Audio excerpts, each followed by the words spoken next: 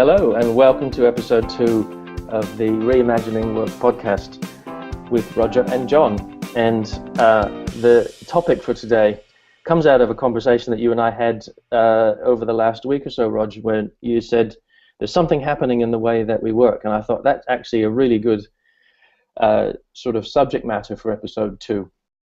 To look at what are some of the things that are happening in workplaces. And you sent a note through to me and reminded me about the sort of chronically low engagement scores in workplaces. And in terms of reimagining work, we're looking to encourage conversation and engagement with us around this whole topic of what is the better way that we can work. We know that people around the world, there's about 15 to 20% engagement in the workplace. Mm-hmm. That's no surprise. That's been bumping around that figure for quite a number of years now. But there's something going on in workplace, and I think it would be useful to explore some of those ideas. So there is something happening in the way that we work. There's a really good example that's gone viral for people who are interested of an employee of Comcast who was charged with retaining dissatisfied customers, and this cringeworthy broadcast of his telephone call. And you can see that there's something in the system, there's something in his workplace, there's something that makes him do what he does in the way that he does, trying to desperately retain this customer and actually making the situation worse. And I thought it was a really good example of some of the stuff, the dumb things that I say, what I would say is the dumb things that go on at work. So that's today's topic. Did you want to say anything by way of introduction? No, I listened to the Comcast. I was amazed about the point where eventually the caller accepted the fact that he was going to say something, and for the reason why he wanted to cancel the subscription. Mm-hmm. The why was apparently really important, and he said, well, this telephone conversation might be the best example of a reason why I want to cancel my subscription.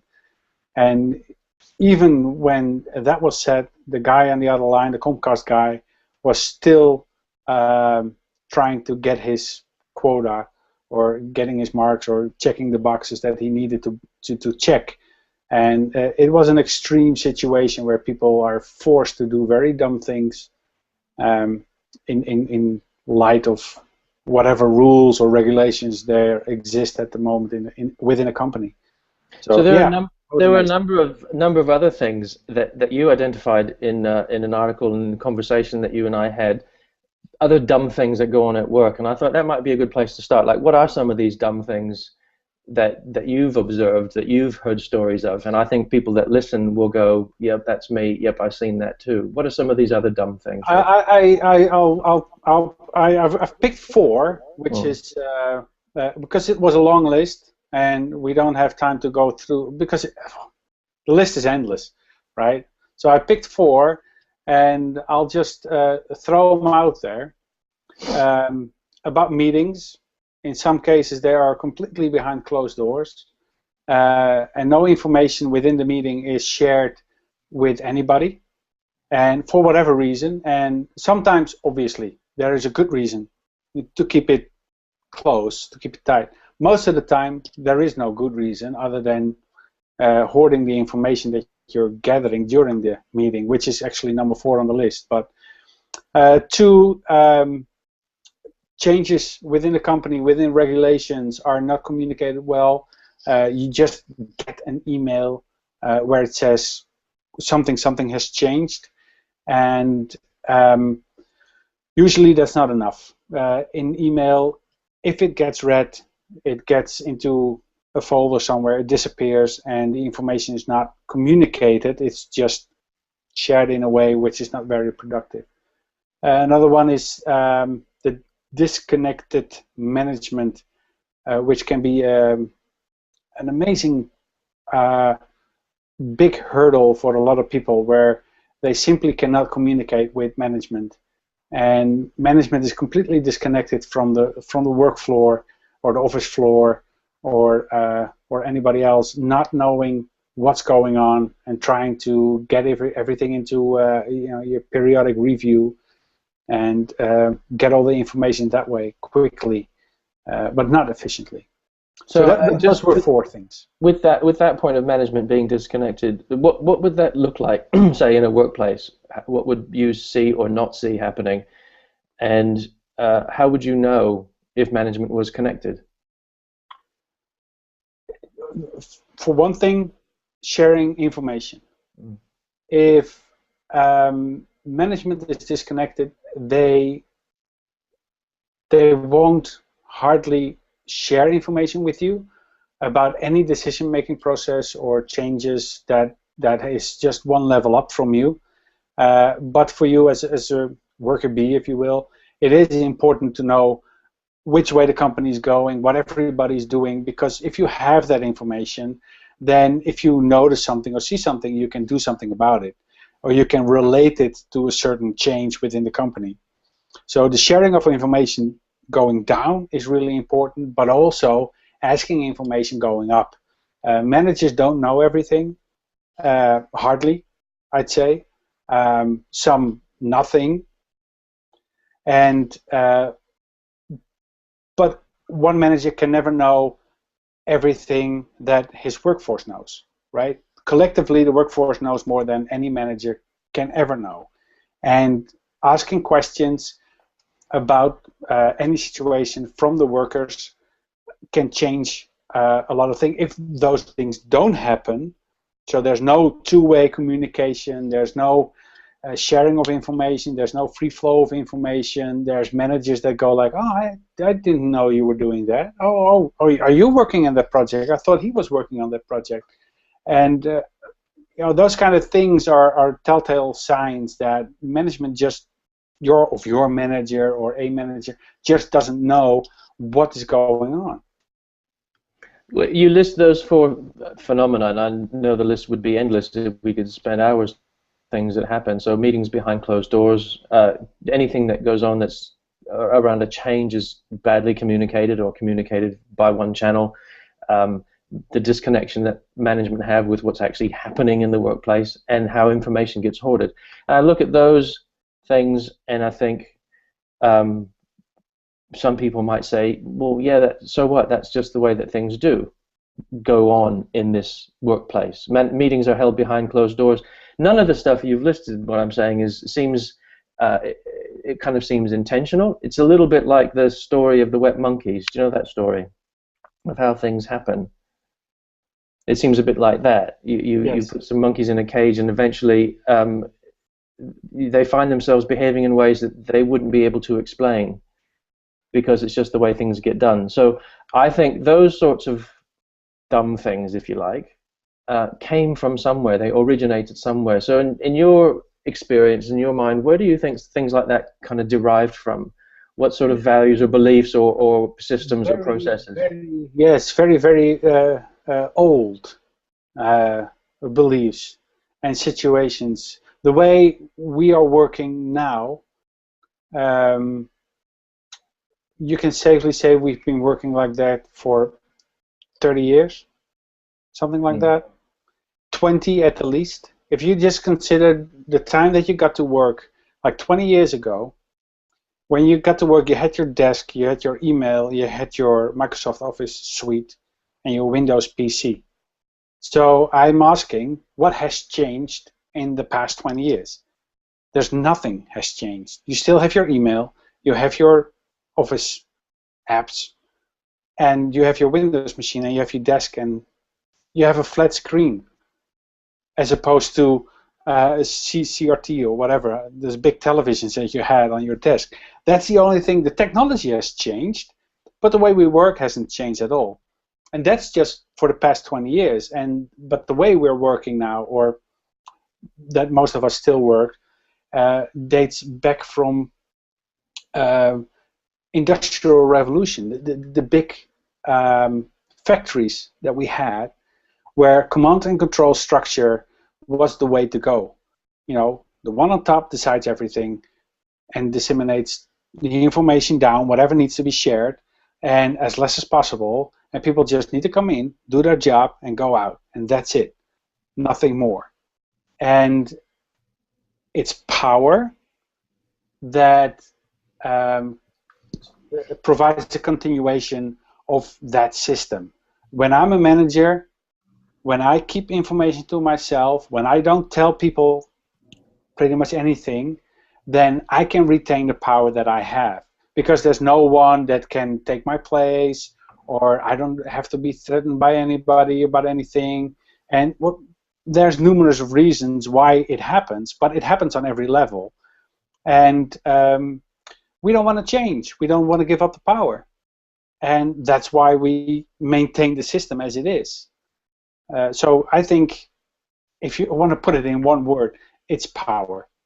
So if it's around power, and your idea that when you say we, I suppose you mean all of humanity, don't want to give up the power, you're suggesting that anybody who goes for a management role goes off and gets some really good, intense personal therapy to deal with their power issues? Yeah. But it seems intractable if the core of it, to your mind, in your experience and what your assessment, if it's around power. What are some ways out? And that's kind of a rhetorical question at this stage. We're dealing with a human condition, and we've inherited some things from the industrial age in workplaces which are non-industrial, and probably it's becoming more obvious that it's unsatisfying, it's ineffective, probably not very efficient as well. So I think that's a question that would be really good to kind of have as a thread through our podcast of the issue of power. There's obviously, when you're at the lowest on the office floor, when you have to work up against managers, it's always difficult. But you can always, in a horizontal way, change things by communicating with your colleagues, sharing the information that you have with them, and trying to get them to a higher plane. As far as managers goes, they have to learn that leadership is not about control. It's not about dictating what people need to do. It's about giving them freedom for them to decide how they're going to do it. And leaders have to let go and, put the right people on the right task, and then things will get done. In a perfect world, obviously. I mean, there's a lot of work to be done, but leaders need to realize that asking a question to solve a certain problem is not a weakness. It's a strength. And once they get it into their heads, they can turn things around. They can turn the tide. Because, as an employee, there's only so much you can do. But once you get up, you have to get through that management level. And that kind of change takes a lot of time. And if you have a manager that doesn't want to do it, it just doesn't going to happen. It isn't going to happen. Does that answer the question? Yeah, I'm thinking that we're looking at reimagining work, sowing some seeds, and your idea that, say, if you're working with a bunch of your peers, that you do what you can to share the information that previously would get hoarded, that you take some personal action with your peers, despite a system or a culture that may be more focused on power and control. What would you say to people who go, well, yeah, I've tried that, but then the manager kind of interrupts or butts in and says, stop sharing information, or stop, that kind of cuts across, because at the heart of it, maybe unrecognized, there is that power game that the manager is playing. If I don't have power, then do I have a purpose in this place? Exactly. So what would you say to people who go, I've tried that, it wouldn't work, or I've tried that, it didn't work, or I've tried that, I just got my wrist slapped? Yeah. I think there's 3 options that you can do. 1, shut up, sit down, do your work, give up. I mean, it's not nice, it's not a brilliant way, but some people just have to accept the fact that it's just not going to happen, and however sad that is, it happens. Another one is, I said 3, and now I've got 2 in my head. It's typical. Listeners, get used to that. It happens a lot. Anyway, so I had 3 things, but the second thing is, try a different way. Get a level higher. Just circumvent your manager and get to another manager. Depending on how determined you are, that is one of the ways. And get facts, right? Show them that if you share information, or if you work, or if you reimagine work in a more, in a more future context, these are the benefits or the potential benefits that we can have within the company, which eventually is going to have a real effect on the ROI, on the return of investment that companies desperately need. They want to make more money, so you have to show them that what we change can benefit the company. And if your manager doesn't want to listen, for sometimes obvious reasons, you go one level higher and you just do it. I mean, again, in some cases, even one level up, I mean, that guy is protecting that guy, and you run against a brick wall again, and you only get into trouble. Maybe you even try one level higher. There's always a bigger fish. Try to find the biggest fish. I know Celine Schillinger, they did the same thing, right? She saw something that was a problem, a real problem, and she just created an email, thought like, I got nothing to lose, and I'll just send it to the CEO and see what happens. And by now, the whole company is changing. And because she just took that step and figured, well, my manager can't do anything, I'll just go straight to the top and see what happens. I'll just throw it out there, see what happens. And she created a lot of change within the company. It does work. I like your idea that you've got nothing to lose. Like Celine used to model that in her business. That was my third option, by the way. Find another company to work for. Find another workplace, which can be disenchanting for people when they look around and see that most workplaces still follow these old industrial command and control rules. Yeah, but so you have your honeymoon period where it feels like it's a different sort of workplace, and then you go, oh, they do the same thing, it just looks slightly different here. They still hoard information, they still communicate badly, the managers are still interested in power, but they've just dressed it up slightly differently. So yeah. The third one is when things get so bad and people can't sustain themselves. And you do see that happening, particularly with very, very low engagement. People are, there's this sort of thing called warm chair attrition, where people are sitting at work, they're filling the chair, they're keeping it warm, but quietly they're looking for other jobs. And spiritually, mentally, emotionally, they've kind of gone.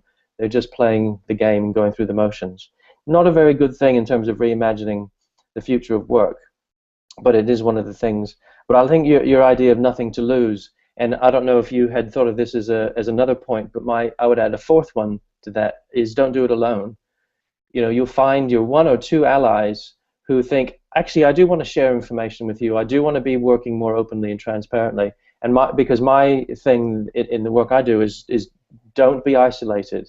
You are not alone. And if you think and feel this, probably other people do too. So find your allies, find your network where you can do this stuff of practicing open work and transparent work. Yes. I can use Celine again as an example, because she didn't send the email just to the CEO. She sent, because this was about, do you know the term, the women, men, now I'm at a loss. Gender equality. Yeah, equality. There you go. That had to come from far. And I'm all for it. It's not because it's somewhere in the back of my head, but that was the problem that she noticed within the company. There was no gender equality. Women were at the bottom, men were at the top. Period. And whether it was intentional or not, that's debatable, but that's the situation. It was really hard for a woman to get up in that company. So she sent the email to the CEO, and she sent the email to a couple of female colleagues, like only 3 or something. They received the email, and they read it, and they were so moved, and they were so enticed by it. They were so motivated by it. They were like, yeah, this is the change that we've been looking for. This is the moment where we stand up and unite and say, this is not going to work anymore. This has to change. And they actually started communicating it to others. And that's when it went viral within the company.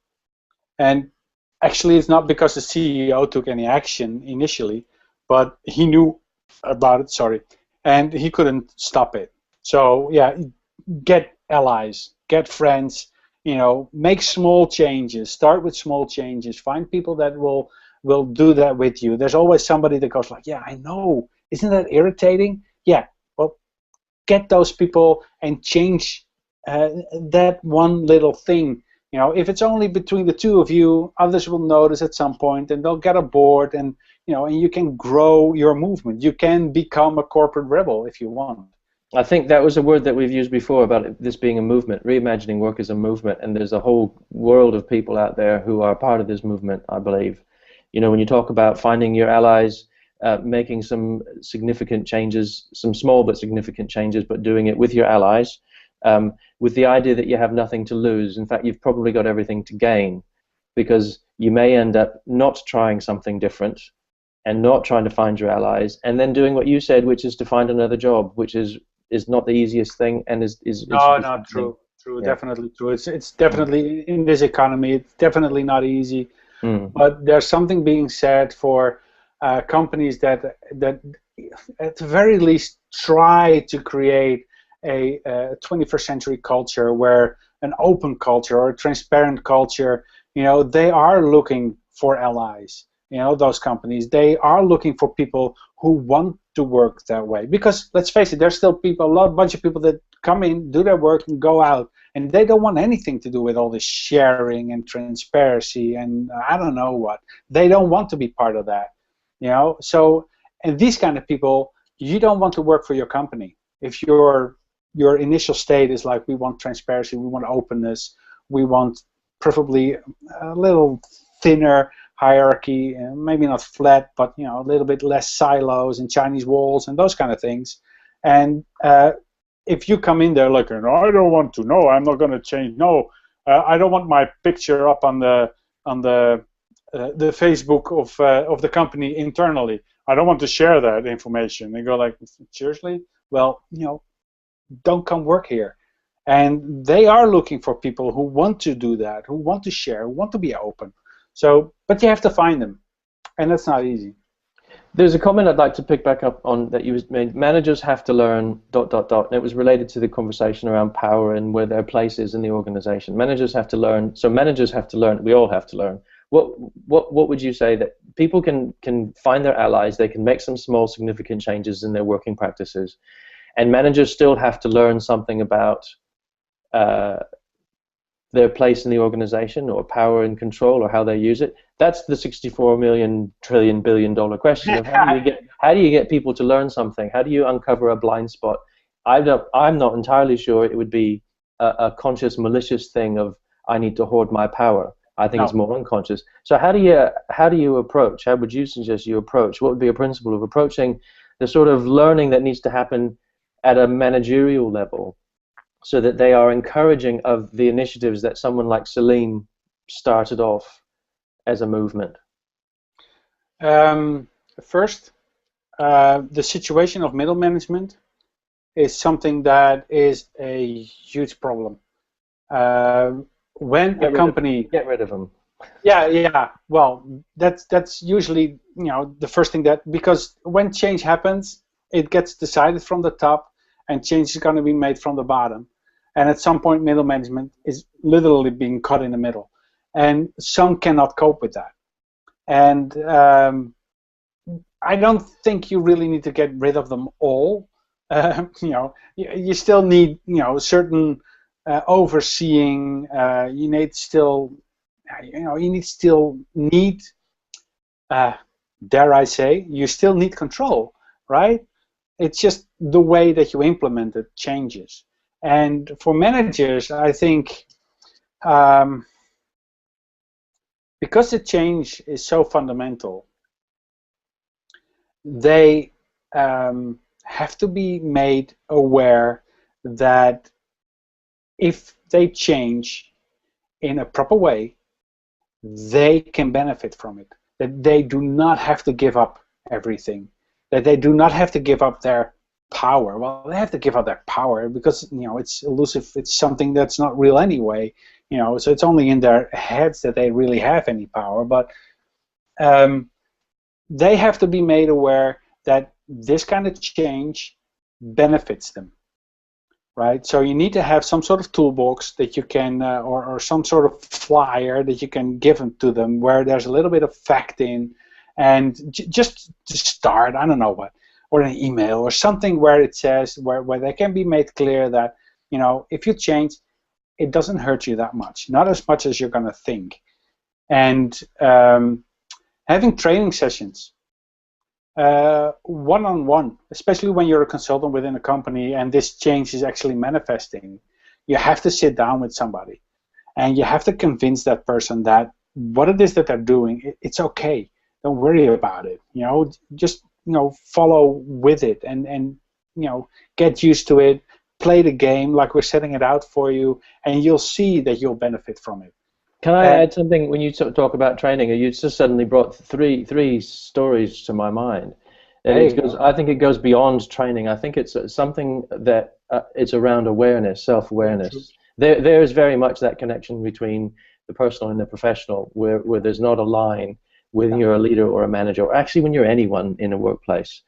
That I can think of the three stories that came to my mind when you were speaking were three senior teams I was working with, three completely different industries in different locations.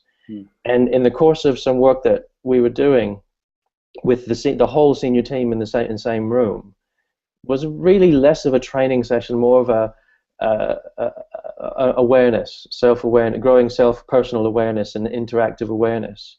And in all three of these situations, one person at a certain point, their eyes opened up and they said, we are a microcosm of the whole business. If we can't do this ourselves, how can we expect everyone else to behave in the ways that we expect them to behave? It was like one of those aha moments, and it was there that the conversation deepened amongst people of, so we are a model of the whole organization. We're a microcosm. As we function, so will the organization. So no wonder we see some of these dumb things happening. Let's see if we can get ourselves working really well. So I think that kind of underlines the thing about managers have to learn, and they have to be made aware. But it's a really challenging question, I think, of how do you make someone aware of something? How do you get your blind spots uncovered? It's really difficult. I'm thinking about some general principles, because we've got some situations that happen at work. We've got some things that we might identify as the origin. As some general principles, you've already begun to identify some of these as well. So don't do it on your own. Find your allies. Focus on some learning at a managerial level, learning about their role and what they do with their power. The principle of you've got nothing to lose. The principle of what was the other one that you named? I'm just like you with memory. You said there are 3 points. There are 3 points. Try something small and significant. That was the really big one as well. Take some small, significant steps. Focus on the things of which you have a good hope of being successful. Because when you want to make this kind of change, when you hit failures, it gets even more difficult to make the change. If you are successful and you can share that successful story, that'll help you tremendously in your progress. That's another excellent principle. Go where the hope is. So you make some small, significant changes with allies that will make a difference to how you work, and you do it where the hope is. So you do the things where you know this is going to make a difference, or I'm actually not going to be blocked by this, by somebody else, or a policy or a procedure. Yeah. So you go where the hope is.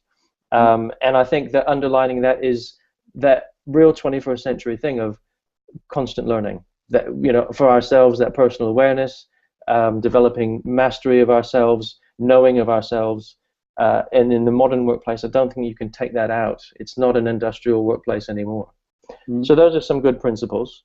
So winding the podcast up, so we started by discussing some of the dumb things that go on at work, and I'm sure that lots of listeners will recognize those and many more. Information being hoarded, managers seeming to be unconnected from what goes on in the workplace, meetings happening behind closed doors, basically a closed and untransparent sort of workplace, which if we think about where they come from, the industrial age, and we don't live in industrial age anymore, we're not making widgets by and large, it is time to think about new ways of doing things. And so the principles that we've come up with, I think, are even more useful potentially than some top tips. So take your time, find your allies. You've got nothing to lose. Make some small, significant steps to the way that you actually work and you have some control over, and go where the hope is. So that would be my summary of our chat today. Is there anything you'd add to that? No. Stay at it. Stay at it. And this is a conversation. Don't give up. Don't give up. There's always something that you can find that can be improved. There's always people willing to help, whether they're within the company or online. There are huge communities that really want to help. When you look for Social Business Enterprise 2.0, or contact us if you have a question. We'll be happy responsive org is another one. Responsive org is another one. There you go. Yeah. So we'll put them down in the below this in the summary of the podcast. I think we'll put those out there. Yeah, wherever we're gonna put it. Yeah. So I think we'll wind up today. Next podcast, episode 3, we've entitled "What's Going On in My Team," and I'll share a little some of the learnings that I've been very fortunate to gather in the work that I do with teams all over the place. So for this podcast, I think we say farewell and see you next time.